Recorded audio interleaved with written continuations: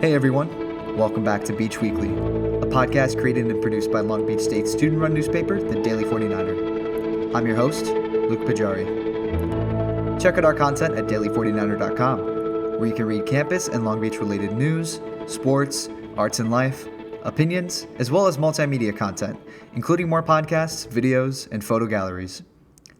Thanks to Long Beach Transit for sponsoring this episode of Beach Weekly. It might not be quite your turn to get the COVID-19 vaccine, but it is your turn to help a loved one sign up online. Because you're the tech genius of the family, Long Beach Transit has the resources to connect you with a vaccine plan. Visit ridelbt.com/vaccine for more.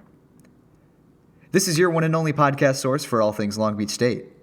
Let's go ahead and dive right into this week's news roundup. Stay tuned afterwards for this week's Story Spotlight, where I talk to opinions editor Kelsey Brown about a story she just wrote about roller skating influencer and Long Beach State student Jasmine Moore.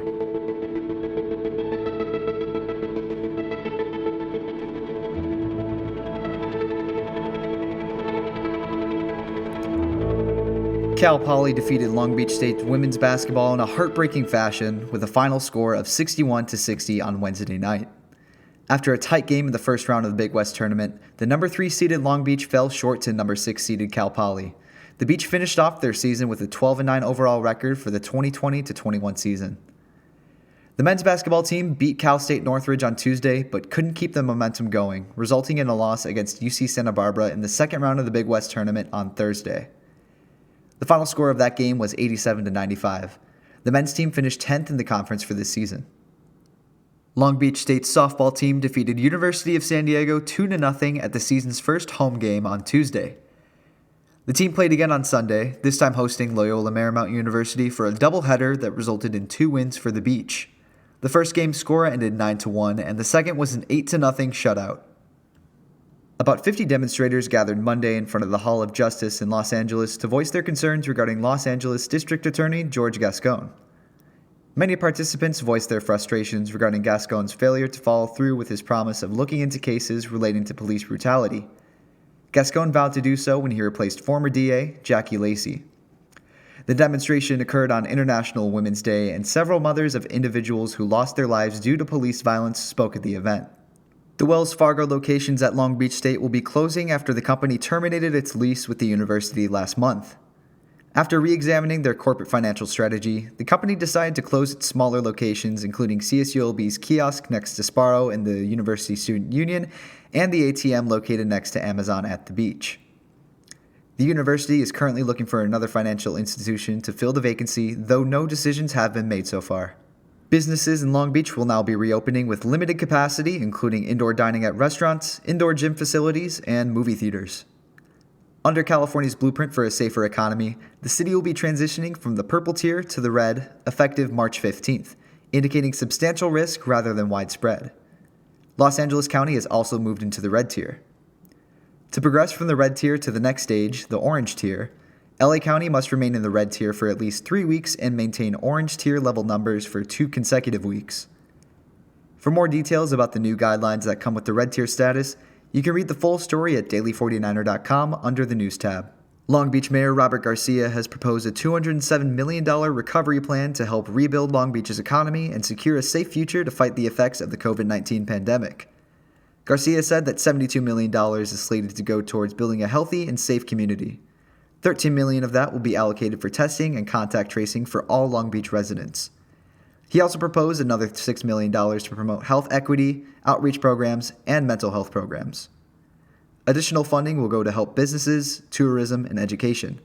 If the plan is approved, $83.2 million will go towards ending furloughs in Long Beach in April. You can read the full story and fund list under the news tab at daily49er.com.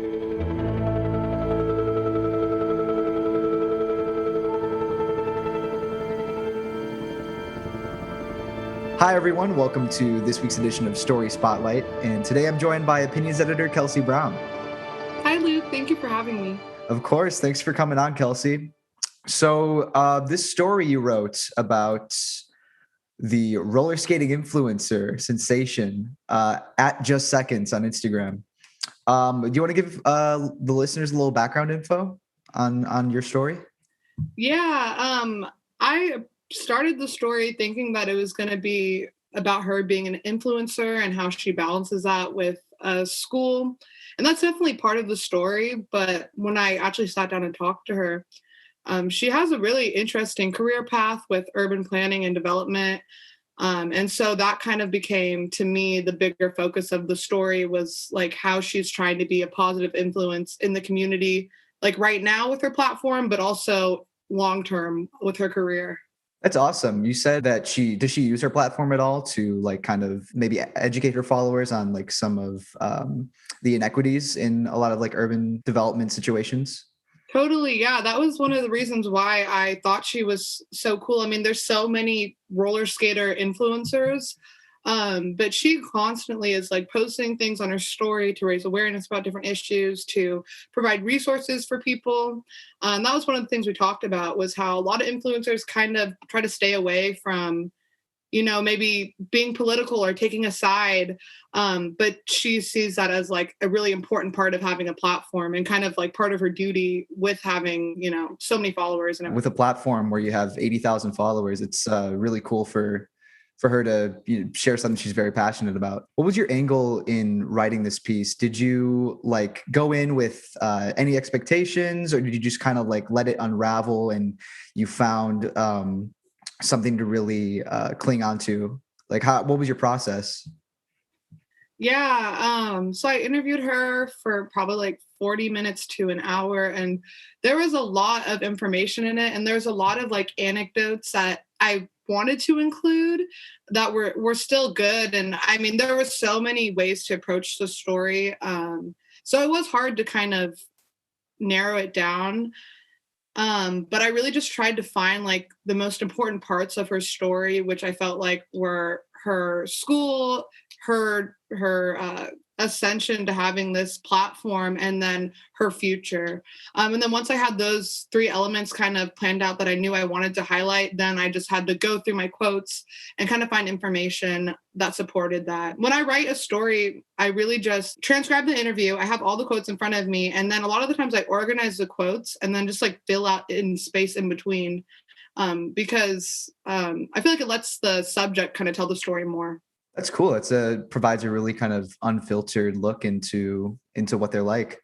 Now to end things off on a more fun question, you referred to a stat in 2020 that talked about how roller skates like all across the country were sold out. Did you pick up roller skating or any like fun pandemic hobby because of the pandemic? Yeah, I've been roller skating since prior to the pandemic, but definitely with the pandemic, I started skating like way more. But it was really crazy because so many of my friends were trying to get roller skates and they wanted to go skate with me, and they were sold out for like 6 months, like across the country. Like every single roller skate like company didn't have skates. It was such a big resurgence for it, and it's been so cool. Like I see more people than ever out skating and just out enjoying life. But it's definitely cool to see skating kind of pick up popularity. Yeah, it's really cool. It's something I've noticed as well. It looks like they're having a lot of fun with it. Well, Kelsey, I think that about wraps things up. Thanks so much for sitting down to talk with me. Thanks for having me. Of course. You take care. You have a good one. You too.